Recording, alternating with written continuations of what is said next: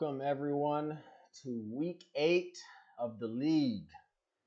This is your commish speaking. Don't have a beer today because, well, Tebow made me drink all of mine last night. Thank you, Teebs. Let's get right into it. Standings. A lot of shit happened last week. It looked like all the top teams lost. The finesse are lossless no more. The wise guys are winless no more. And kind of crazy. Did some calculations. I was a little interested in to see who the strongest or what the strongest conference was or division, I guess. And I just tallied up the points for each team in each division. Of course, the Central is the weakest division with only 3,312 points scored on the season. Again, this is the Trolls, Sharks, Bangers, and Quailmen. All their points for tallied up. The East have scored 3,549, and the West has scored 3,663. So the West are currently the strongest division by 114 points. And then the East are over the Central by 240 points or whatever. So it's pretty interesting to see. I mean, it's kind of obvious. I mean, you got 2 6-1 teams in one division. You're probably going to have the most points scored. The East is very evenly matched now, with 3 of them at 4-3, 1 at 3-4, and then you got the Central. None of them are above 500, and Dan's only a game back on the rest of them. And Dan has scored more points than a few of those teams in the Central. So Dan and the Quailmen can maybe still, I mean, it's anybody's game still in the Central. So, and the Wise guys, I mean, again, they're not out of it yet. Again, like I said last week, they got to win every game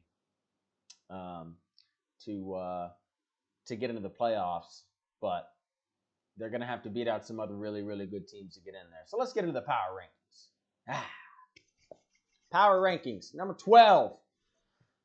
I know you got a win last week over a pretty good team in the Trolls, but I got to keep you down here at number 12. Wise guys, 1-6. Again, if they can keep going, they'll move up the boards. But, you know, they put up 135 points last week. Finally got their first win of the season. So crack open the champagne up there in Washington. They are not going to go winless. They are the winless Wise guys no more. Coming in at number 11, dropping down, the volatile Wisconsin Bunny Bangers. If your team starts with a W, if you're in a state that starts with a W, you're kind of fucked. Down here in 11, got their ass whooped, put up, I think, 81 points last week to the Voyagers. Yeah, almost 82. Just could not get anything going. And they're just up and down, hot and cold. This team, again, like I said, they're either going to put up 150 or under 100 almost every week. It's kind of like a guarantee at this point. Coming in at number 10, dropping down a couple of spots, even though they got a win, we got the Tampa Bay Tiger Sharks. They picked up a win against the Dumpster Fire last week, but they only put up 107 to do so, which I guess might say more about the Dumpster Fire than it does the Tiger Sharks. But just this team just cannot really put together big games like they have in the past. So if they can get off a win this week, we'll get into that later, they can move on up these boards. Moving up one spot from 10, you got the French Quarter Quailmen. Still had to get that rhyme in there. Dan picked up a big win last week against the Rune Dogs and beat them by 15 points. Put up 126 in the process. I mean, Ja'Marr Chase is playing out of his mind. I'm still mad that I made that trade. I mean, in hindsight's 2020, but I mean, Ja'Marr Chase is the top 5 receiver. I think number 3 right now. I mean, he's gotten a touchdown almost every game, and Burrow is just looking his way, just like they did at LSU. You know, so Dan gave up a shitload to go and get Ja'Marr Chase, and it's working out for him. Maybe not in the win column, but in the future, this team is gonna be kind of scary, spooky, as we would say. Coming in at number 8, dropping down a few spots, lost to a bad team. You got the Columbia Dumpster Fire. we don't know where this team's going. They only put up 85 points last week. I mean, again, it's kind of beating a dead horse here, but CMC, he's got to come back or else this team's going to suffer. Coming in at number 7, didn't really know where to put you. After a big win 2 weeks ago and then a loss this week to a winless team, I got the Trentham Trolls. They beat the Voyagers by 1,000,000 points last week, and then they go and put up 105 and lose to a winless Wise Guys team. So I think 7's a pretty good spot. Top in the Central. And it looks like if Dak is not going to play, they might have another loss on their hands this week. But we'll see what happens to Dak come tonight, I guess, for whoever's watching. Coming in at number 6, you got the Vietnam Voyagers. Picked up a big win last week. I mean, it was over the not the Wise Guys, sorry. It was over the Bunny Bangers, but they put up 160 in the process. The Voyagers have scored the most points on the season. But like I said last week, everyone seems to put up their best efforts and score the most points that they can when they play the Voyagers. And I do mean the Bunny Bangers as well. They put up 85. That's pretty good for them. Coming in at number 5, moving up a couple spots, you got the Philadelphia Smeagol's. They took home a win last week over the undefeated Finesse. Big win. Alvin Kamara down, I think, 22 points, and then he had that in the first half, basically. He had 8 catches for 105 yards and a touchdown in the first half and got that win for the Smeagol's. Huge, because Kamara has been kind of hot and cold this year. Didn't really know what he was going to do, but by the end of that first half, it was over. And they took down the Finesse. There are no undefeated teams anymore. Coming in at number 4, you got the Hickory Grove Heaters, staying where they are, solid. They did pick up a loss last week to Joe. Kind of got their asses whooped by almost 50 points. Put up 112, lost. And this week's even is looking a bit rough as well, since Kyler Murray probably should have had a touchdown on the last play of the game on Thursday night, but he's not going to get a lot of points out of him this week. Obviously, I think only 8 points. And the last play of the game was a pick, so he could have had 10, even if that was an incompletion or something like that. If that was me, I would have just had Murray roll out and run in for the damn touchdown. And if you don't get it, then you don't get it. But I mean, what is it with the Cardinal Stadium where guys seem to want to pass on the 1-yard line instead of just running the damn ball? And if you don't know what I'm talking about, this is a Super Bowl reference. Coming in at number 3, we got the Long Island Room Dogs moving down just one spot. Mandy did take a loss last week, pretty tough loss to the Quailmen. And again, this team has got Derrick Henry. He's just running at full force. I don't know when he's going to stop doing what he's doing, but he just keeps going. This team is 4-3, but still very tough to take away. She's got the title for a reason. Very good. The top 2 teams, I don't know if you've guessed it or not. Moving on up one spot, Joe, the SC Titans Elite, 6-1. 6-1. They are only 27 points behind the Finesse for first place in the West and basically in the league. 27 points.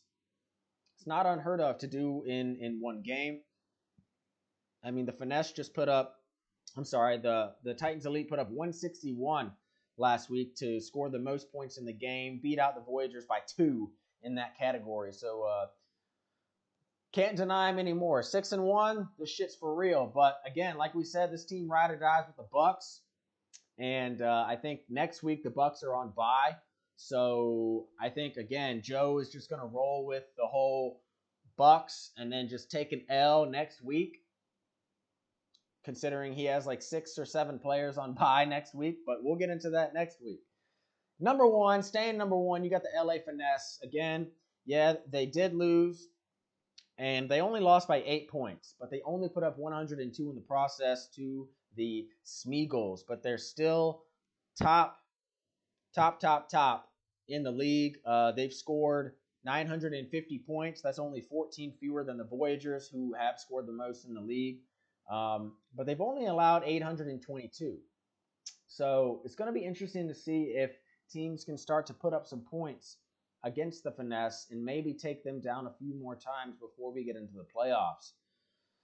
And without further ado, let's get into the matchups. And since Joe came up with it last week, I'm going to keep it here. Not matchup number 1, the worst game of the week. We got the French Quarter Quail Men at 2-5, flying out to Vietnam to play the 3-4 Voyagers. As it stands now, the Voyagers are looking like they should pick up a win, but Nuke kind of had a hamstring issue. Did have one good catch, but he got injured on that play. Only put up 7.5 points out of the wide receiver spot, so that's going to take a big hit. But we'll see what's going to happen with this, with all those rookies on the Quail Men. See if they can pick up a slight upset here. But this is the worst game of the week based on record. 2-5 at 3-4, whatever. Matchup number 2. We got the 4-3 Smeagol's flying up to play the Bunny Bangers, who are 3-4. As it stands now, yeah, the Bunny Bangers are winning by 32 right now, but Aaron Rodgers didn't do very well Thursday night. Again, you can never trust Thursday night football players. You never know what's going to happen. Usually they don't do too well unless they have a bye before Thursday, but that almost never happens because the NFL is fucking retarded when it comes to actually scheduling games that make sense. But as it stands now, the Smeagol's probably should take this game, but again, we'll get into that when we get into the predictions. Matchup number 3. We got the 6-1, 6-1 LA Finesse flying out to take on the 3-4 Dumpster Fire. The Finesse did put up 30 points on Thursday. They actually had a good game. I think he had Aaron Jones for a lot of points, and his linebacker got him almost 10. So a solid start to the week.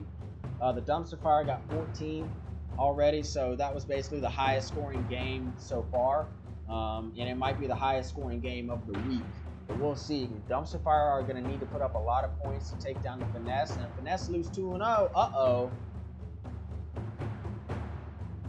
it's going to start to hurt you, man. Matchup number 4, you got the also 6-1 Titans Elite flying out to take on the current champ Boondogs at 4-3. Again, my personal opinion was this was going to be game of the week, but P-Man didn't see it that way, but that's okay.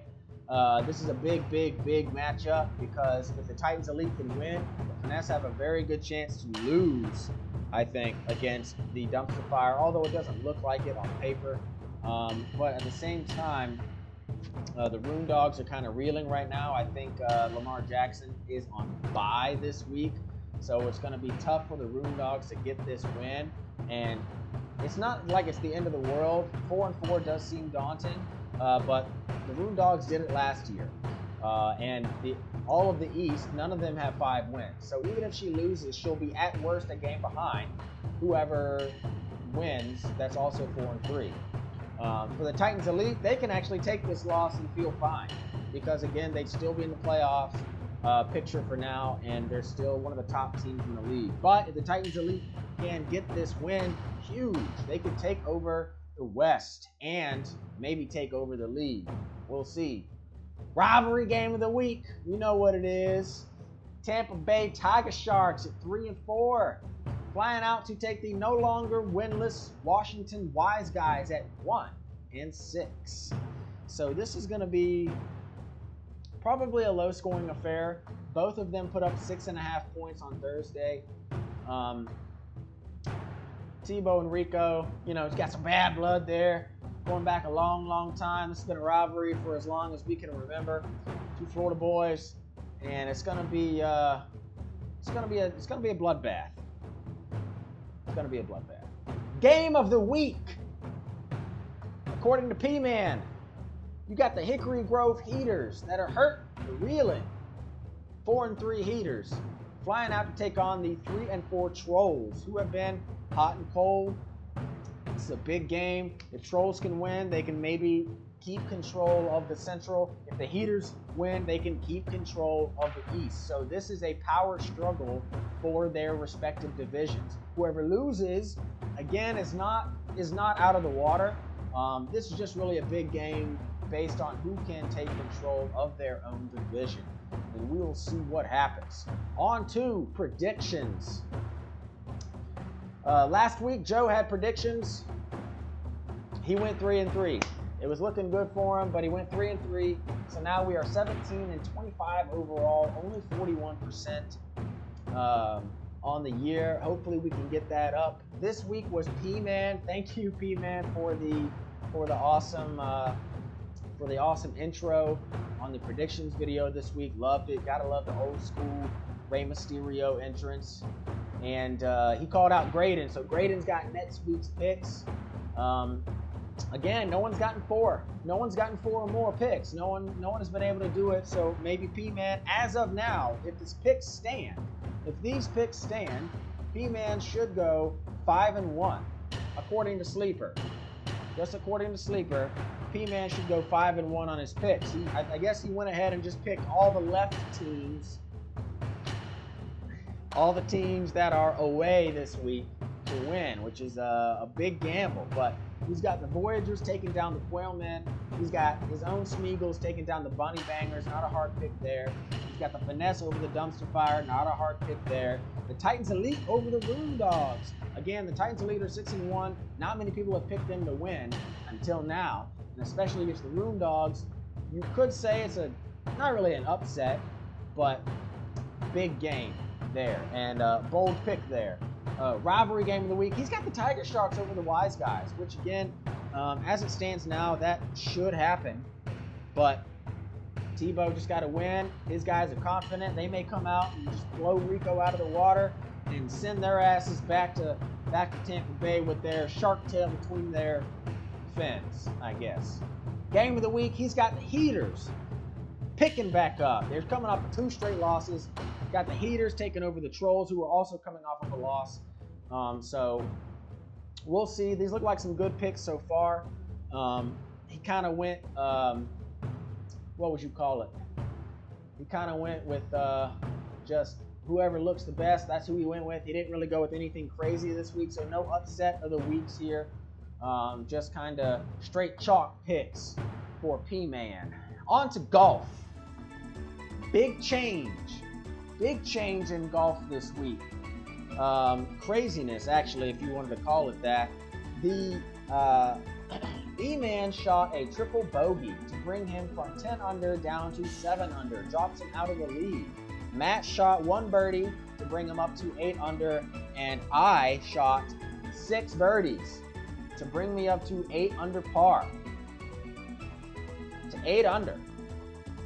And I had 1 bogey that was linebacker bench warmer of the week, even though he had 0 points. So sometimes the sleeper calculations can be kind of, I guess you would say, fucky, because Eric Kendricks was my bench warmer of the week. And there were a couple other people that had linebackers on their bench that also scored 0, but they were defensive linemen / linebackers. So maybe that's why I was awarded the linebacker bench warmer of the week. But I'm not complaining, because I'm tied with Matt in first at 8 under par now through 7 weeks. E-Man's got that 7 under, still strong though. P-Man had a pretty good week. He shot a double birdie, which is pretty nice. Mandy had a birdie, brought her up to 4 under. Joe had a birdie. Hunter did nothing. He had a birdie and a bogey. He's still chilling at 2 under par. Nate, he had a bogey, so he's now 1 over. Graydon had a bogey, so now he is 2 over. Rico had a bogey, Tebow had a bogey, and Dan did nothing. So that's where the scores stand. Matt and Germ tied for first. Tebow and Dan tied for 11th, or last, I guess you would say. But that's basically it, guys. And happy Halloween. Braves won again today, or this morning, last night, whatever the hell it is for you. So Braves got a Halloween matchup with the Houston Astros. If they win tomorrow, they win the World Series. First time since '95. Craziness. So go Braves. Go Undertaker. Good luck this week, guys. I don't have any beer again, sorry. But see you next week. Good luck. Happy Halloween.